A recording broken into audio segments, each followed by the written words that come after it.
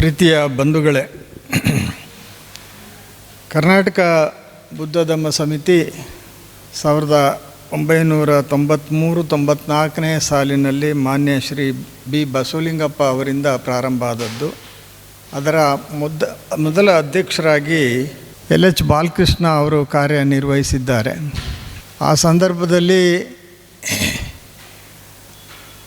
ಆಸಕ್ತರು ಯಾರು ಧಮ್ಮದ ಬಗ್ಗೆ ಒಲವು ಇದ್ದಂಥ ಅವರ ಮನೆಗಳಲ್ಲಿ ಬುದ್ಧ ವಂದನೆ ಧಮ್ಮ ಕಾರ್ಯಗಳನ್ನು ನಡೆಸ್ಕೊಂಡು ಸುಮಾರು 1 ವರ್ಷ ಬಂದಿದ್ದೇವೆ. ಆ ನಂತರ ನಮಗನಿಸಿದ್ದೇನು ಅಂತ ಹೇಳಿದ್ರೆ,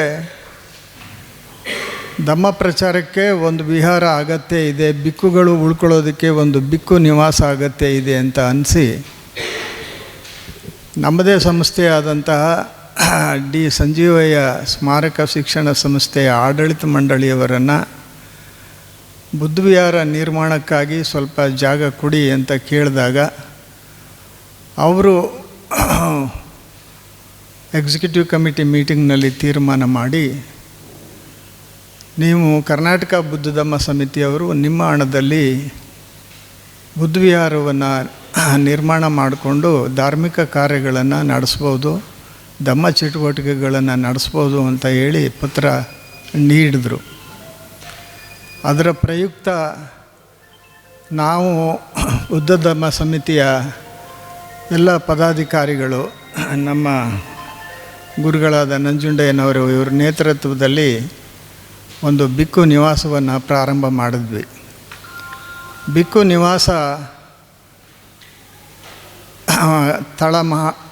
ground floor, first floor, second floor, ಈ ಥರ ಸುಂದರವಾದಂಥ ಒಂದು ಬಿಕ್ಕು ನಿವಾಸವನ್ನು ಕಟ್ಟಿದ್ದೇವೆ.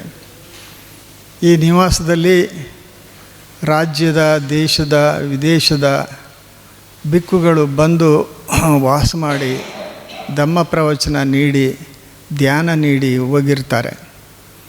ಇಷ್ಟಕ್ಕೆ ನಾವು ತೃಪ್ತರಾಗದೇನೆ ಒಂದು ಸುಂದರವಾದ ಬುದ್ಧವಿಹಾರ ಕಟ್ಟಬೇಕು ಅಂತ ಸಮಿತಿಯವರು ತೀರ್ಮಾನ ಮಾಡಿದ ಪ್ರಕಾರ ಈಗ ನಾವು ಒಂದು ಸುಂದರವಾದ ಬುದ್ಧವಿಹಾರವನ್ನು ಕಟ್ಟಿದ್ದೇವೆ. ಅದಕ್ಕೆ ಸಿದ್ಧಾರ್ಥ ಬುದ್ಧವಿಹಾರ ಅಂತ ಹೆಸರಿಟ್ಟಿದ್ದೇವೆ.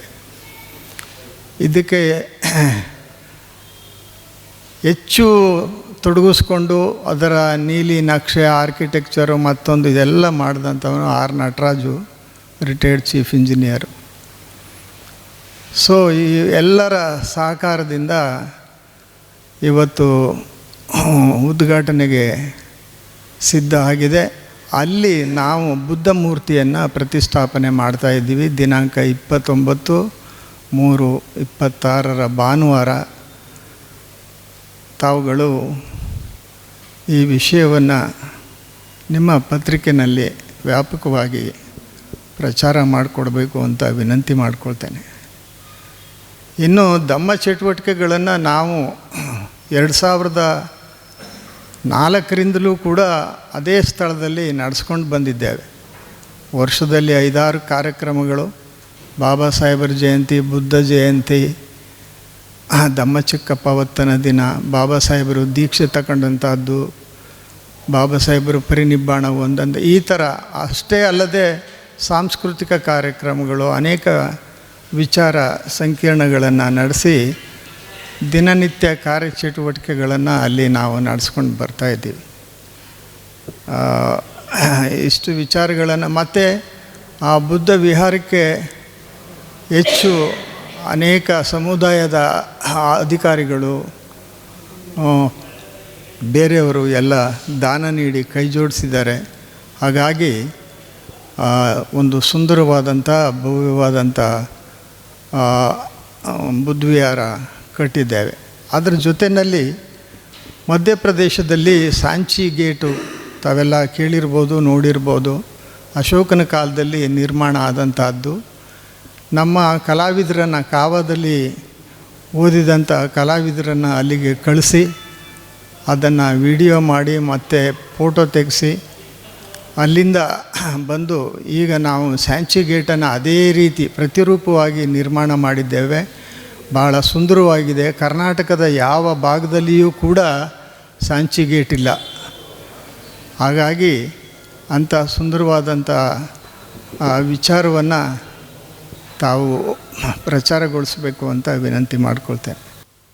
ನಮ್ಮ ಬುದ್ಧ ಧಮ್ಮ ಸಮಿತಿ ಮಾದೇವಪ್ಪ ಹೇಳ್ದಂಗೆ ದಿವಂಗತ ಸನ್ಮಾನ್ಯ ಬಿ ಬಸವಲಿಂಗಪ್ಪನವರ ಒಂದು ಆಸೆ ಇದ್ದಂಗೆ ನಮ್ಮ ಮೈಸೂರಿನಲ್ಲಿ ಸ್ಥಾಪನೆ ಮಾಡಿದ್ರು.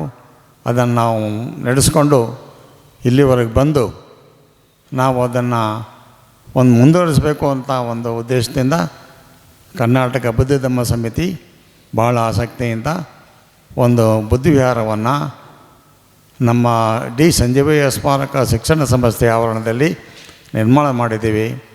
ಅಲ್ಲಿ ನಾವು ಇವತ್ತು ಅಂದರೆ 29/3/26ನೇ ದಿನಾಂಕ ಭಾನುವಾರ ಬುದ್ಧಮೂರ್ತಿಯನ್ನು ನಾವು ಪ್ರತಿಷ್ಠಾನ ಮಾಡಿದ್ದೇವೆ. ಅದರ ಉದ್ಘಾಟನೆ ಮತ್ತು ಮಾಡ್ತಾಯಿದ್ದೀವಿ. ಈ ವಿಚಾರವನ್ನು ಮಾಧ್ಯಮದ ಮಿತ್ರರು ನಮ್ಮ ಎಲ್ಲ ಬುದ್ಧ ಬಾಂಧವರಿಗೆ, ಅಂಬೇಡ್ಕರ ಚಿಂತಕರಿಗೆ, ನಮ್ಮ ನಾಗರಿಕರಿಗೆ ನಮ್ಮ ಮಾಧ್ಯಮದವರು ತಿಳಿಸಿ